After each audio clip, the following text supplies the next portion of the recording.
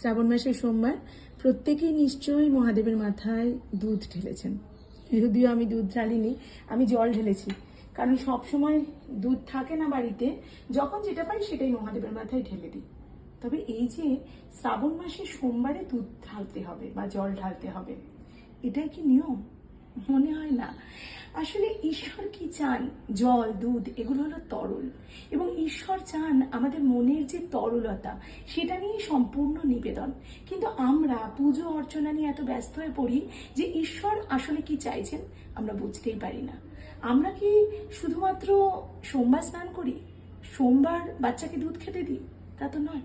তাহলে কেন শুধু শ্রাবণের সোমবার? আমি চাই বলবো না, মানে আমার মনে হয় যে শুধু শ্রাবণ নয়, শুধু সোমবার নয়, প্রতিদিন আপনি এই যখন শিবের মাথায় জল ঢালছেন, তখনই বিশ্বাস করুন আপনার সন্তানের মাথায় ঢালছেন, স্নান করাচ্ছেন, তাকে খাওয়াচ্ছেন, বা নিজের কেউ বা নিজে, তাহলেই দেখতে পাবেন আপনি কেমন করে আধ্যাত্মিক হয়ে উঠেছেন, এবং শিবও তার পুজোটা পরিপূর্ণভাবে পেয়ে যাবেন।